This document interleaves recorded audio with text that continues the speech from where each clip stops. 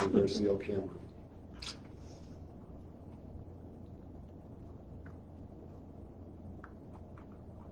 Hey, hello, welcome everybody. We'll see if this is going to work. I'm not sure if it is or not. We're stuck at 2 seconds in, and then it's freezing up on us. You got myself, Joe Steffen, Ben Coffrin. We don't have the right camera hookup going on here, so we'll be relatively brief. But I do know that Ben has some comments from safety he'd like to bring to you today. Yeah. Hey, welcome everybody. Appreciate everybody's patience. It looks like there's some technical difficulties. Just a couple things on the safety side of things. Last week I mentioned construction zones. Literally on my way back from lunch, I heard the radio say that Iowa currently has 180 work zones active. So if you can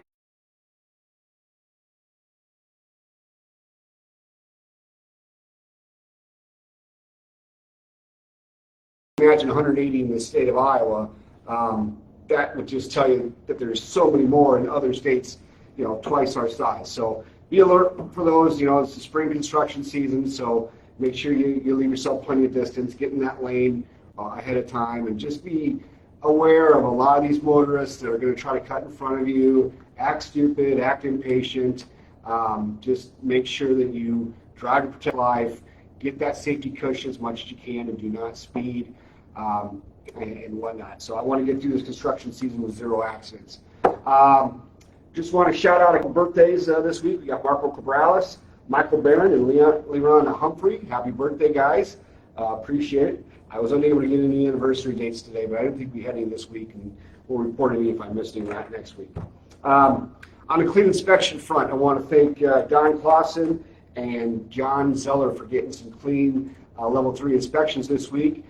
No violations. We're doing a pretty good job. But this is in my experience, the last 3 or 4 months, DOT is hot and heavy the first week and the last weeks of the month. So be expected to have increased DOT out there in this week and next week.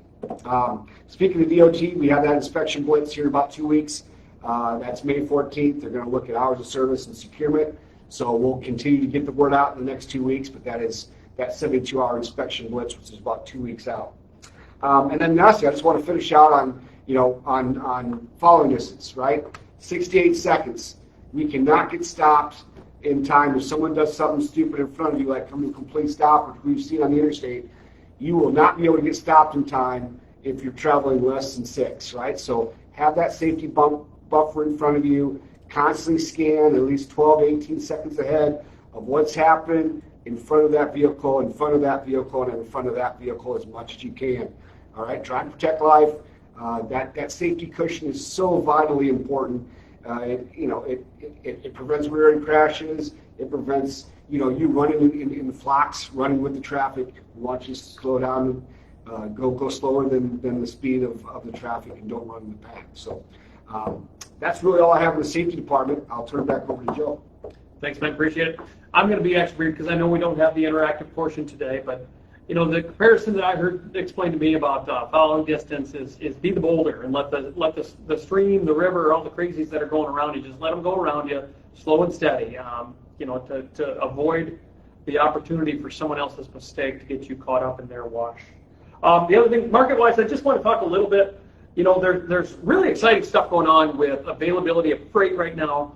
And we had an interesting meeting today. You'll probably hear more about it down the road, but what we're seeing is less about the freight market improving and more about the things that are happening out there in enforcement and really in carriers that are exiting the industry.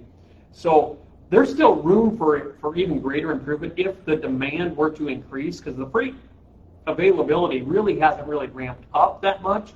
It's just a matter of there's less capacity out there. There's been downsizing of fleets and people exiting the industry.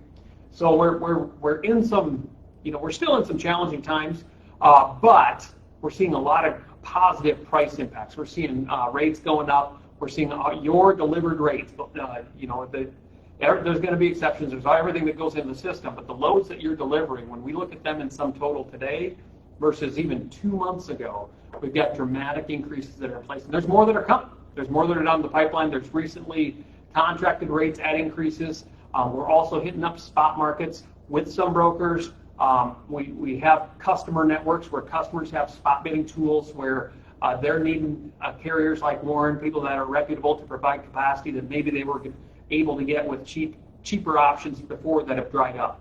So there's a lot of different avenues we're doing to help get your rates higher, to minimize your deadhead, cut your deadhead down, get the closest load that pays the best. Fuel prices are through the roof. We know that, you know that firsthand. Just make sure to utilize the tools and resources you have. Utilize the discounts. We have aggressive, strong discounts. I like to say we have big carrier discounts at a small carrier. So you're able to do that. You've got tools between the fuel pricing that you'll see on the Warren Driver app and the fuel pricing you can get access to on the WEX Car Control app. That's a little more interactive, where you can set your route and really run your business in a way to get that extra $50, $75 in a week by getting the best price in fuel. Because if you think about that and you do that for 10 weeks, all of a sudden that $50 or $75 turns into some real money that's hitting your pocket. Makes a big difference. So keep doing the smart things out there. We're going to keep hammering away on what we're doing on our end to grow the rates of the loads you're delivering. Appreciate your time getting on the Facebook call. We will have an update for you once our provider does regarding the availability of the interactive call-in number, and expect that to be done for next week's call. Thanks for joining us today. Have a great day.